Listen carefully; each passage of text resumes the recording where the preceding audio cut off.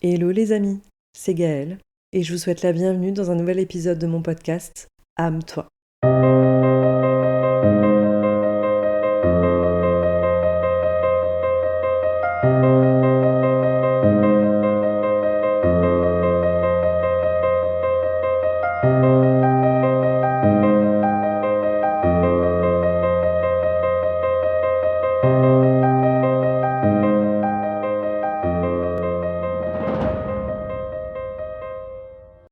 Les amis, comment ça va aujourd'hui? Moi ça va très bien, je viens de me poser avec mon micro sous mon plaid pour papoter avec vous, donc forcément je suis au top. Je suis au top de ma vie, surtout que dehors il fait gris, il fait froid. Donc là je peux pas être au meilleur endroit et ça peut pas être le meilleur moment pour vous faire ce nouvel épisode. Donc je suis vraiment trop contente de vous retrouver comme toujours aujourd'hui. Et en plus de ça, on va parler d'un sujet qui me passionne, qui me tient particulièrement à cœur, tout simplement l'amour. Donc ça va être un épisode assez personnel, assez introspectif. Mais en fait, j'ai envie de vous le faire et de vous le partager de cette manière-là parce que j'ai envie de déconstruire un petit peu tous les clichés de ce qu'on peut voir sur l'amour, ce qu'on nous montre dans les séries, l'amour parfait, la relation super fluide, le conte de fées, ils vécurent heureux, ils eurent beaucoup d'enfants, vous voyez le genre de choses. Alors je suis pas là pour casser le truc, bien au contraire, mais je suis là pour déconstruire des schémas qu'on nous apprend dès l'enfance, surtout je pense pour les filles, quand je parle de contes de fées justement, dans tout ce qui est Disney, tout ça, enfin toutes les histoires qu'on peut voir dès qu'on est enfant, donc on nous conditionne à un espèce d'amour parfait qui n'existe pas en fait les amis. Je pense que... Bon, j'espère que je vais pas vous décevoir, mais non, en fait pour moi l'amour parfait n'existe pas et qu'est-ce que c'est que l'amour parfait déjà? Parce que on a tous une notion différente et on se retrouve tous dans des formes d'amour différentes. Et en fait moi j'ai envie de vous raconter mon histoire d'amour parce que quand elle a démarré, je vais vous dire honnêtement c'était pas forcément gagné. Ça n'a pas été fluide, ça n'a pas été facile au départ. Et je pense que la moi d'il y a quelques années en arrière qui n'avait pas travaillé sur elle ne serait pas allée plus loin dans cette histoire. Si justement si j'avais pas fait tout ce travail sur moi, sur la compréhension des autres, sur le fait de savoir me connaître moi aussi, je pense que cette histoire aurait peut-être duré quelques semaines, mais pas plus, honnêtement. Avant de rentrer un peu plus dans le détail, ce que j'ai envie de faire, c'est de vous lire un passage du livre Le Petit Prince d'Antoine de Saint-Exupéry, que vous connaissez peut-être sûrement. Et si vous ne le connaissez pas, je vais vous le faire découvrir. Et j'ai envie de vous le lire parce que derrière, on va débriefer un petit peu de ce passage-là. Il me paraît vraiment approprié à ce qui va suivre. Dans son livre, Antoine de Saint-Exupéry a écrit « Si tu aimes une fleur qui se trouve dans une étoile, c'est doux, la nuit, de regarder le ciel. Je ne suis pour toi qu'un renard semblable à 100 000 renards. Mais si tu m'apprivoises, nous aurons besoin l'un de l'autre. Tu seras pour moi unique au monde. » J'adore ce passage. D'ailleurs, je vous l'ai déjà partagé, je crois, en citation sur Instagram. Je trouve que ce passage, il met en lumière la manière dont, dans une relation, l'autre devient unique quand on fait l'effort de l'apprivoiser, quand on fait l'effort de l'accepter et de l'aimer tel qu'il est. Ça rejoint l'idée que l'amour, c'est pas forcément une rencontre instantanée, c'est une aventure qui se forge avec le temps, l'engagement et l'écoute mutuelle, la communication. Je pense que je vais beaucoup parler de communication dans cet épisode. Parce que je vais vous raconter du coup mon histoire d'amour, qui a démarré il y a presque 1 an maintenant, finalement le temps passe vite. Ça fait quelques mois, donc ça fera 1 an au mois de mai. Et vraiment, dès le départ, quand on s'est rencontrés, alors déjà j'ai commencé à aborder un peu le sujet dans l'épisode précédent, où je vous disais que déjà cette rencontre, elle s'est faite quand j'ai décidé de lâcher prise. J'ai décidé de lâcher prise sur le fait d'absolument vouloir rencontrer quelqu'un. J'ai laissé faire les choses et j'ai changé mon discours à moi aussi. Donc je pense que déjà, ça commence par là.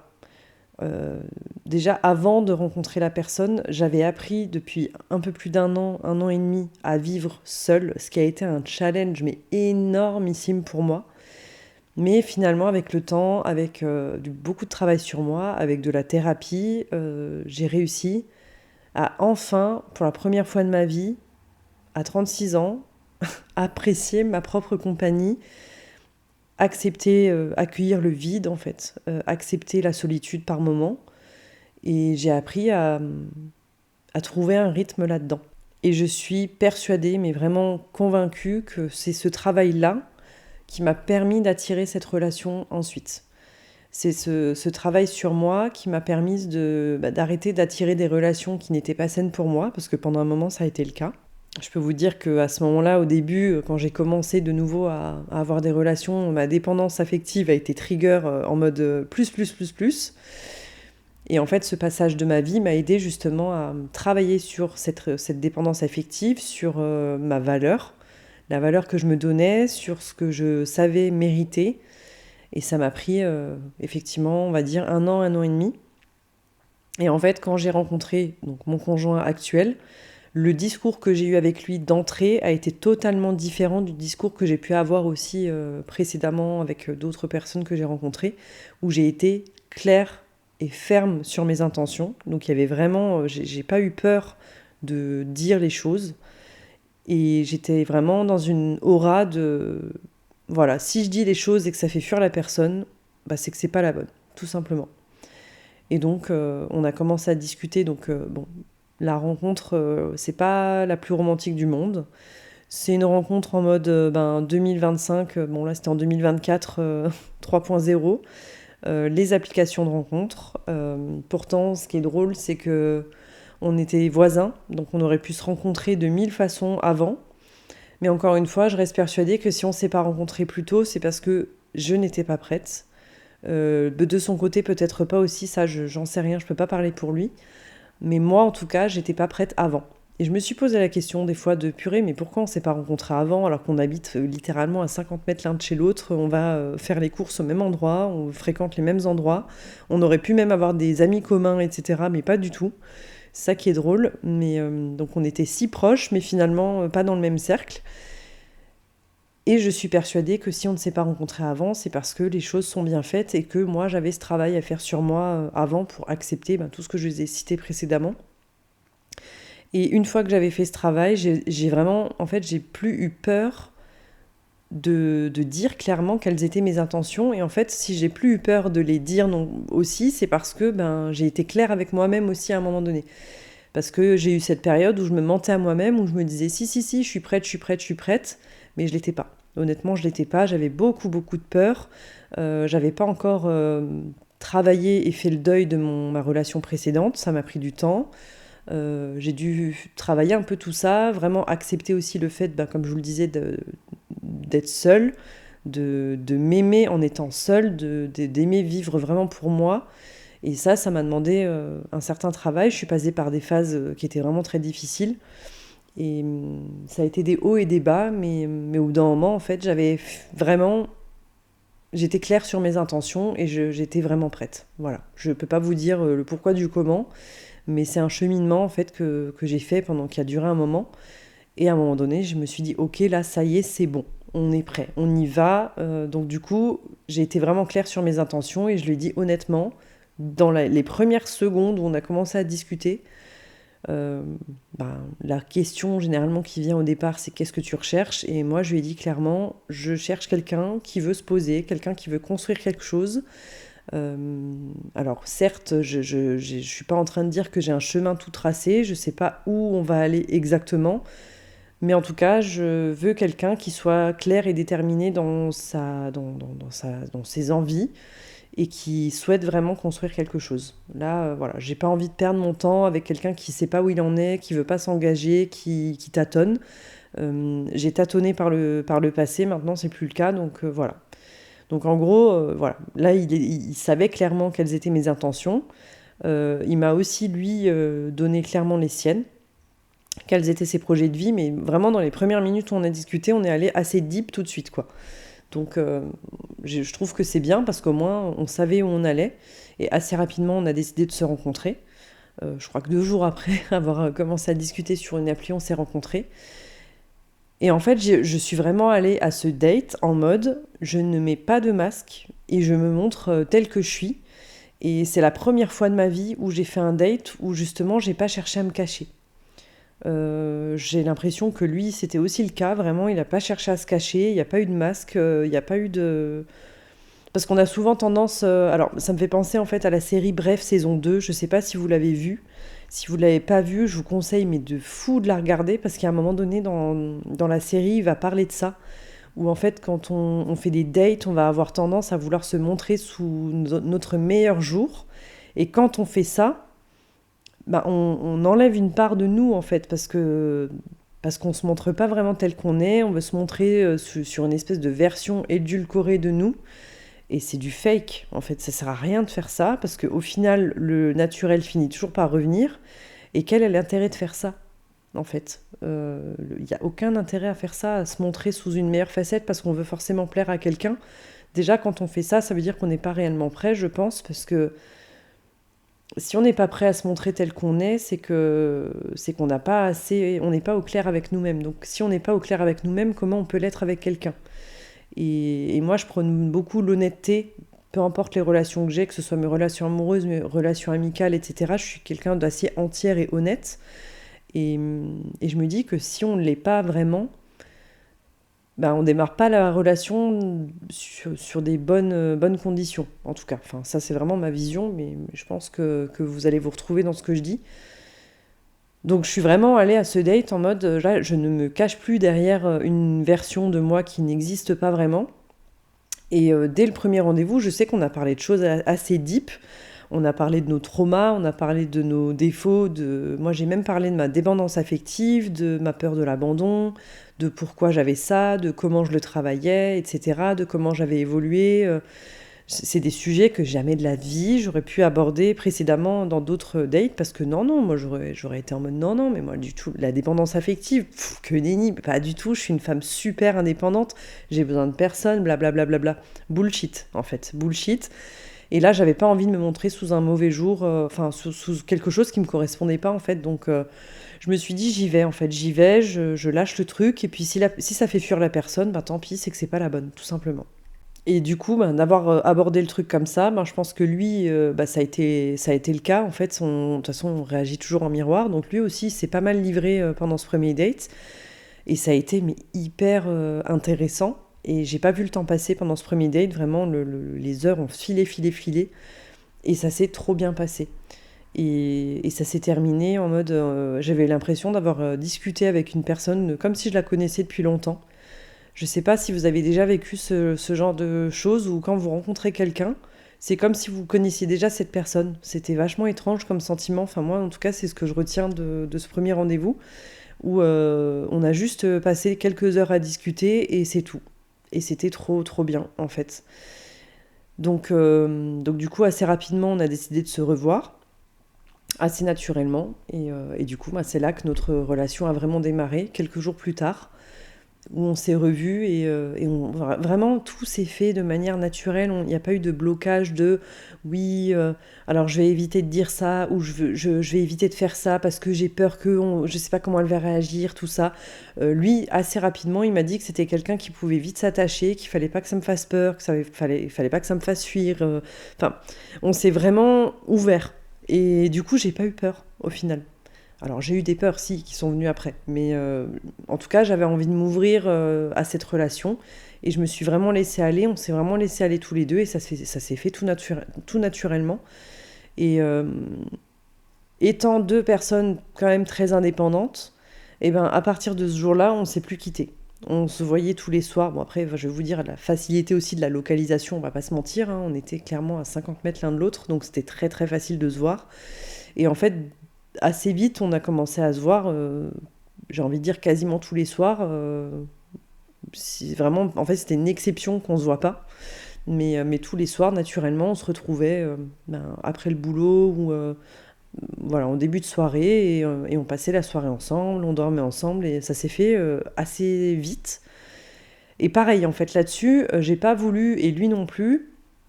Alors, je vais plus parler de moi parce que je peux pas parler pour lui, mais je pense que, voilà, enfin, de toute façon, on était en phase. Donc en fait, j'ai pas voulu me dire oui, alors il faut y aller doucement au début, il faut pas forcément se voir tout le temps. Enfin, on s'en fout en fait. Il faut juste faire les choses comme on a envie de les faire. Et nous, on avait envie de se voir, donc on se voyait. Point. Tout simplement. En fait, on se pose pas plus de questions que ça. Et j'ai pas voulu me dire ça va trop vite, ça va pas assez vite, c'est trop ci, c'est trop ça, c'est pas assez ça. Non, en fait, on s'en fout. Clairement, on s'en fout. On fait les choses comme on a envie de les faire. Il n'y a pas de code, il n'y a pas de modèle, à mon sens. C'est pour ça que je vous parlais au départ de Disney, de films Netflix et de trucs comme ça, parce que vraiment, je pense que c'est vraiment important de se détacher de tout ça, parce que ça nous pousse vers des espèces d'idéaux qui n'existent pas et qui ne correspondent pas, et ça rend la relation calculée au final, je trouve. Quand on commence à vouloir coller à des modèles, mais pour moi, ce qui est important, c'est de s'écouter soi, écouter ses envies et communiquer sur les envies mutuelles de l'un et de l'autre. Et c'est comme ça que les choses, elles se font naturellement d'une manière fluide. Donc là, je vous dis le mot fluide, pourtant, ça l'a pas forcément été dès le départ. Parce que moi, au début, malgré tout, même si j'étais prête pour cette relation, j'avais quand même peur. Je sortais d'une longue relation, enfin ça faisait 1 an et demi que je sortais d'une relation qui avait été difficile pour moi dans le sens où c'était une relation qui était très saine. J'en ai déjà parlé dans mon précédent podcast où j'avais fait un épisode sur comment surmonter une rupture amoureuse, où j'ai tout détaillé. Donc je vais pas revenir là-dessus. Mais forcément, j'avais quand même cette part de moi qui avait peur de souffrir à nouveau. Mais ça, j'ai envie de vous dire, les amis, si vous êtes dans ce cas-là, je dis souvent que quand on s'autorise à aimer, on prend automatiquement le risque de souffrir. Ça va ensemble. On ne peut pas prendre une décision de vivre une histoire avec que la partie positive, en fait. Pour moi, en fait, c'est vraiment quand on décide de s'ouvrir, on décide de laisser aller sa vulnérabilité aussi. Et automatiquement, on prend le risque de potentiellement souffrir. C'est le jeu, en fait, ma pauvre Lucette, j'ai envie de te dire, c'est comme ça. Si t'es pas prêt à prendre le risque de souffrir, c'est que t'es pas prêt à aimer. Ça veut pas dire que tu vas forcément souffrir, hein. Mais en tout cas, il faut accepter que ça va ensemble, c'est un ensemble, ça va avec. C'est le yin et le yang, c'est l'ombre et la lumière, c'est un ensemble. On peut pas prendre que ce qu'on a envie de prendre. Mais malgré tout, j'avais cette petite peur, donc je lui avais exprimé ok, on veut s'engager tous les deux, on est sur la même longueur d'onde, on a les mêmes valeurs, on aspire aux mêmes choses, c'est génial. Malgré tout, je flippe en fait. Je lui ai dit, je vais pas te mentir, je flippe. En plus là, c'est vrai que ça va vite, même si je suis ok avec ce rythme-là. Du coup, ça fait bizarre, tu vois, de passer d'un rythme à, je m'étais habituée un petit peu à ma solitude, à ma vie seule, à mon rythme, à on se voit tout le temps. Et même si j'avais envie qu'on se voit, moi j'avais envie de le voir tous les jours, hein, ça c'est clair. Je me suis très vite attachée aussi. Mais il y avait cette petite part de moi qui était en mode on a déjà un peu souffert, on a déjà bien galéré, donc bon, tranquille. Voilà, mais ça c'est les peurs qui parlent, forcément. Le cerveau, il veut nous protéger encore une fois. Donc j'essayais vraiment au maximum de faire taire cette voix-là. Mais elle était là, donc je l'exprimais et je lui ai exprimé. Et j'ai trop aimé son discours parce que, pareil, en fait, dès le début, il n'a pas cherché à me mentir. Il m'a dit, mais moi, j'en sais rien si je vais te faire souffrir ou pas. J'en sais rien si tu vas me faire souffrir ou pas. Là, on décide de se lancer dans quelque chose. On ne peut pas savoir à l'avance comment ça va se passer. Ça fait partie du game, en fait. C'est comme ça. Et en fait, cette approche-là, j'ai adoré ça parce que c'est la vérité absolue. C'est honnête et c'est sincère. Et c'est ce qui m'a encore plus donné envie de continuer. Et donc, je vais commencer à arriver aux difficultés. C'est que forcément, au début, c'est un peu tout beau, tout rose, tout va bien, dans le meilleur des mondes. Mais assez rapidement, franchement, au bout de quelques semaines, on a commencé à rencontrer des difficultés parce que, pour commencer, je ne sais pas si vous connaissez ce livre de Gary Chapman qui parle des 5 langages de l'amour. On a tous un langage de l'amour différent, en tout cas prédominant. Et nous deux, on n'avait pas du tout le même langage de l'amour. Et en plus de ça, donc moi je suis plus dans le toucher physique, passer des moments de qualité ensemble. Lui, ça va plus être par les actes, ce qui est très bien, hein. Mais c'est pas quelqu'un qui va beaucoup s'exprimer avec des mots. C'est plus quelqu'un qui va montrer des choses en fait et qui va avoir une façon de... Voilà, sa façon de faire, ça va pas forcément être voilà, de dire des mots, mais de faire des petits actes du quotidien ou voilà, c'est par les actes en gros, je pense que vous avez compris. Et moi, en fait, dans mon enfant intérieur blessé, qui a peur de l'abandon et qui a besoin d'être aimé et choyé, bah, j'avais un peu besoin aussi d'entendre certains mots que je n'entendais pas. Et donc, bah, des fois, j'avais mes petites peurs comme ça qui étaient trigger en mode oui, mais il me dit pas, donc du coup, je sais pas trop. Alors qu'en fait, il y avait plein de mille preuves devant moi hein, qui me montraient que je pouvais être safe dans la relation. Mais comme on parle pas le même langage de l'amour, j'ai dû apprendre à échanger avec quelqu'un et à communiquer avec quelqu'un qui ne parle pas le même langage que moi. Et ça, je pense que c'est primordial dans toutes les relations. On parle d'histoire d'amour là, mais ça peut être dans les relations amicales, professionnelles, etc. On ne parle pas tous le même langage. Et c'est là que pour moi, ce qui est primordial dans les relations, c'est la communication. C'est vraiment de savoir communiquer et d'apprendre à communiquer. Nous, on a appris à le faire, mais ça nous a demandé des ajustements qui n'ont pas été faciles au début, parce qu'en plus, pour rappel, moi, quand je l'ai rencontré, j'étais dans une phase où professionnellement, c'était extrêmement compliqué, donc j'avais beaucoup d'anxiété. Je travaillais seule de chez moi, donc j'étais seule toute la journée. Et donc moi, en fait, le soir, j'attendais qu'une chose, c'est qu'on se retrouve pour pouvoir... je me sentais seule, en fait. Donc j'étais beaucoup seule. Et je suis pas quelqu'un qui aime de base être beaucoup seule. J'ai besoin aussi de mes moments où je suis seule, de me retrouver dans ma bulle. Mais quand on travaille seul déjà toute la journée, qu'on n'a pas forcément énormément d'interactions sociales, bah, le soir, forcément, moi, j'avais envie de retrouver quelqu'un, de discuter, de parler, qui me raconte sa journée, et de ci et ça. Alors que lui, c'est l'opposé, en fait. Il fait un boulot où il est en relation client toute la journée, où il parle avec des gens toute la journée. Et c'est quelqu'un qui fonctionne avec... qui a besoin Lui, il se recharge quand il est seul. C'est plutôt un introverti. Dans le sens où, voilà, lui, il va retrouver son énergie dans les moments où il s'enferme un peu dans sa grotte, où il est seul. Alors que moi, j'ai un fonctionnement qui est un peu opposé, où je vais plutôt me recharger quand je vais être avec des gens. Donc déjà, on part sur quelque chose voilà, on est sur deux fonctionnements différents. Ça ne veut pas dire que ça ne peut pas marcher, mais il faut réussir à s'apprivoiser. J'en reviens justement à ce petit passage du livre du Petit Prince, où justement, si on apprend à s'apprivoiser, et c'est pour ça que j'ai bien aimé, j'ai choisi ce titre pour l'épisode, l'amour ou les âmes qui s'apprivoisent, parce que pour moi, c'est vraiment ça, en fait.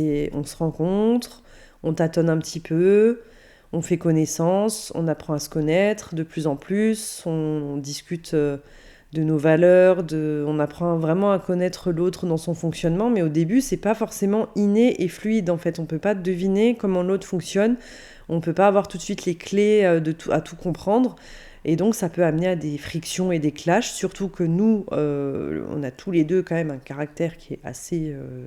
voilà, qui est présent. Voilà, on a chacun nos caractères, et donc des fois, on avait beaucoup de mal à communiquer. Donc ça partait vite je me braquais dans le conflit, ça montait un peu dans les tours, et en fait, dès le départ, j'étais alors, ouh là là là là là, c'est pas fluide. Et du coup, j'étais vraiment... je pense que moi-même, je m'étais conditionnée aussi à ce mode de fonctionnement de ma prochaine relation, il faut que ce soit fluide tout de suite, il faut que ce soit comme ça, enfin, il faut que ce soit parfait tout de suite. Je sais pas pourquoi je m'étais conditionnée comme ça, mais en fait, c'était surtout mes souffrances du passé qui parlaient, je pense. C'était vraiment, ok, j'ai connu ça par le passé, donc maintenant, la prochaine, il faut que ce soit facile et que ça aille dans mon sens tout de suite, en fait. Donc maintenant, je le dis en mettant de côté mon ego, mais clairement, je pense que c'était vraiment ça. Sauf qu'en fait, ça se passe pas comme ça. Pas toujours, en tout cas. Il y a des relations pour qui c'est hyper fluide dès le début et c'est génial, mais en tout cas, honnêtement, j'en connais pas beaucoup. Et donc quand j'ai été j'ai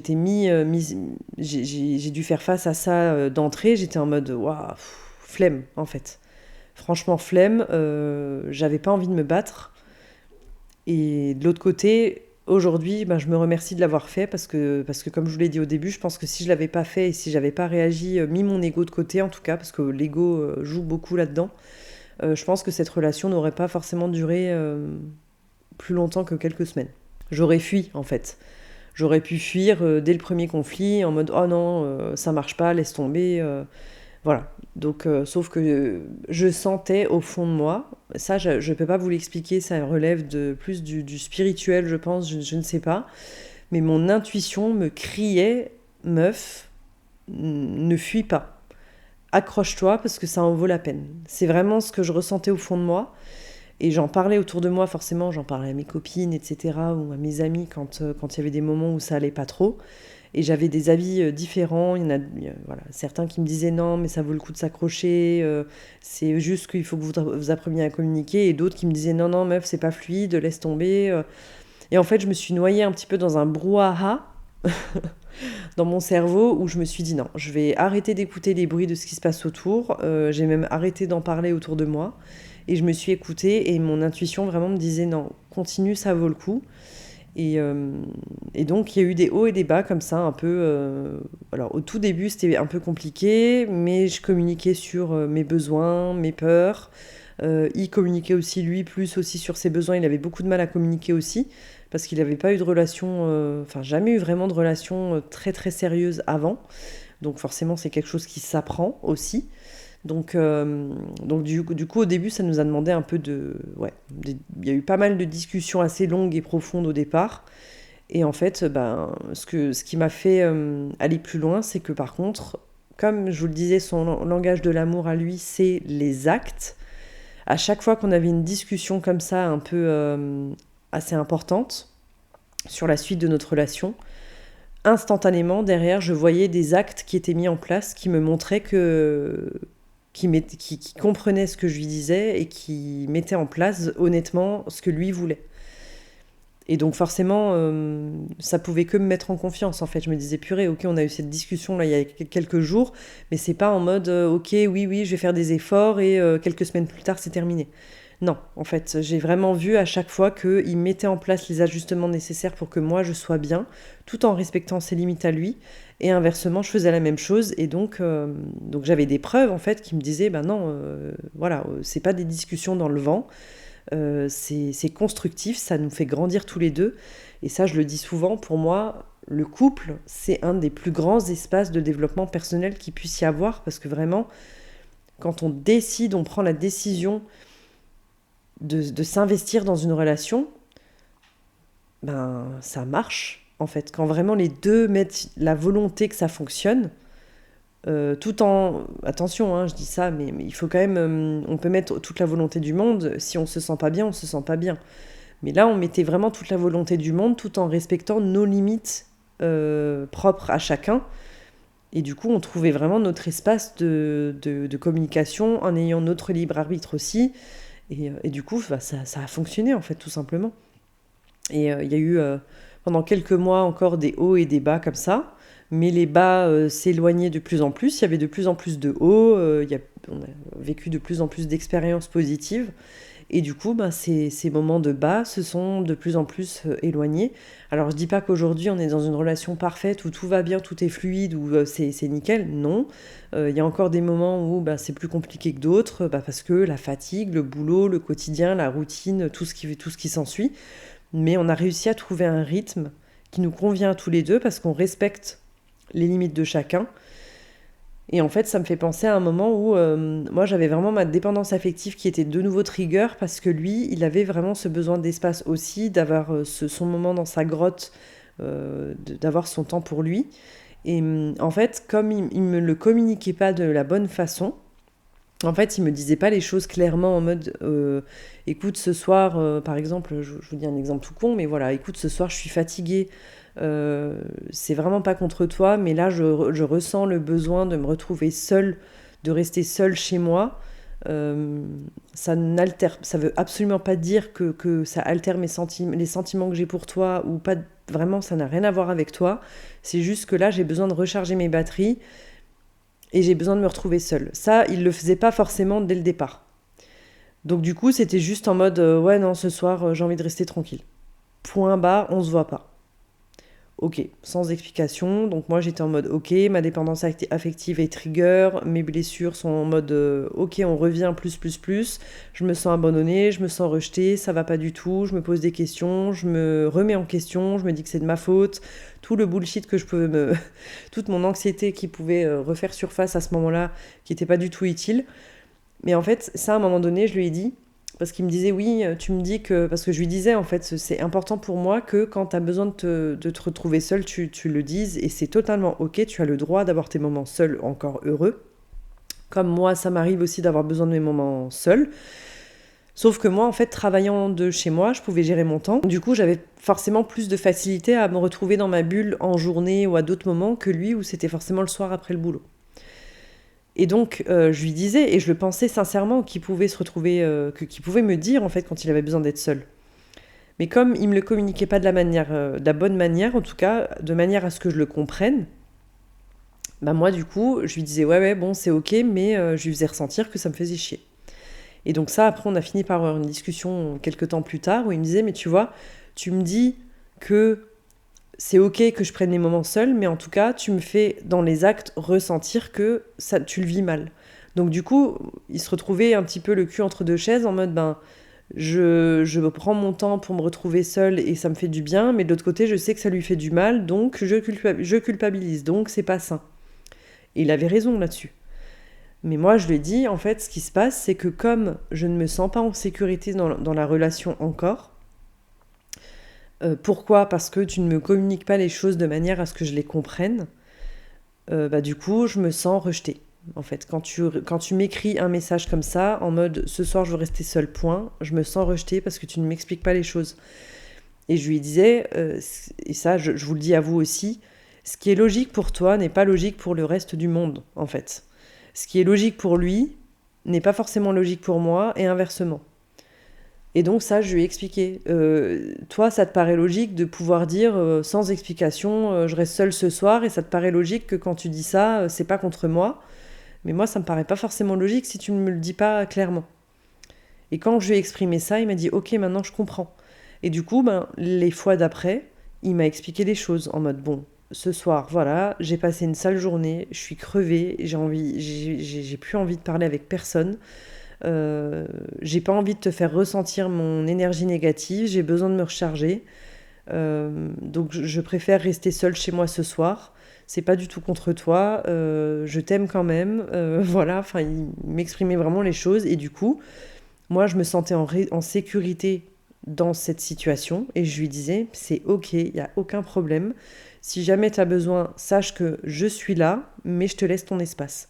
Et du coup, moi, je faisais ma soirée de mon côté, ça se passait très bien, j'avais pas d'angoisse, j'avais pas d'anxiété.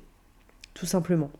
C'est peut-être con, hein, comme je le raconte comme ça, mais en fait, c'est des choses toutes simples qu'on a mis en place comme ça, qui ont fait qu'aujourd'hui, on a trouvé notre rythme. Alors, je dis pas qu'on se prend jamais la tête, parce que ça, comme je vous le disais, on a chacun nos caractères, et puis des fois, ben, on a moins de patience, on est plus fatigué, on est un peu plus... voilà, donc ça peut arriver qu'on se prenne un peu la tête, et puis quand c'est comme ça, ben, on se dit ok, ben, on reste un peu chacun de son côté, on bout d'un coup, et puis après, c'est terminé, on en reparle de manière calme et apaisée quand on a l'énergie de le faire, et tout va bien, tout simplement. Donc tout ça pour vous expliquer que bah, c'est pas forcément fluide dès le départ, que pour moi, en fait, l'amour, le vrai amour, l'amour véritable, c'est pas fluide en fait tout de suite, c'est pas un truc qui nous tombe dessus et qui est facile, forcément. Pour moi, en fait, l'amour, c'est le choix, on fait le choix, on prend une décision radicale de s'investir dans une relation. On fait le choix de faire fonctionner cette relation. Alors attention, encore une fois, tout en toujours respectant ses limites. Ça, c'est super important. Il ne faut pas non plus faire le choix de faire fonctionner une relation en s'épuisant et en dépassant ses limites, en ne se respectant pas. C'est pas du tout ça que je suis en train de dire. Mais quand on se connaît assez, quand on connaît notre propre fonctionnement, on sait communiquer quels sont nos besoins, quelles sont nos valeurs et quelles sont nos limites. Et on sait aussi accueillir, du coup, les besoins, les limites de l'autre. Voilà. Enfin, en tout cas, pour moi, c'est vraiment ça. On fait on prend une décision, en fait. L'amour, c'est au-delà d'un sentiment. Bien sûr, c'est quelque chose qu'on ressent dans nos tripes et voilà. Mais pour moi, en tout cas, c'est un travail. En fait, c'est pour ça que pour moi, le couple, c'est vraiment un espace de développement personnel qui est énorme parce qu'on fait le choix de se développer ensemble, on fait le choix d'avancer ensemble. Ok, on a tous ces éléments-là à nous deux, qu'est-ce qu'on en fait pour que ce soit beau, pour qu'on se sente bien tous les deux. Et quand on arrive à développer ça, honnêtement, je pense que ça peut que fonctionner en fait. Et la relation, quoi qu'il arrive, elle évolue avec le temps, parce que nous-mêmes, en tant que personne, on évolue avec le temps. Aujourd'hui, on est une certaine personne. Dans 10 ans, on sera peut-être une personne différente, parce qu'on aura vécu d'autres expériences. Dans plein de domaines différents, on aura d'autres envies, d'autres aspirations. Et donc, on va grandir d'une certaine manière. Et l'idée, c'est de réussir à faire grandir cette relation en même temps que nous. Et puis parfois, on n'est pas toujours au même rythme, donc il faut savoir respecter ça aussi, qu'on ne grandit pas tous de la même manière, de la même façon. Mais ce qui est en fait, le dénominateur commun et le truc super important, c'est qu'on garde les mêmes valeurs.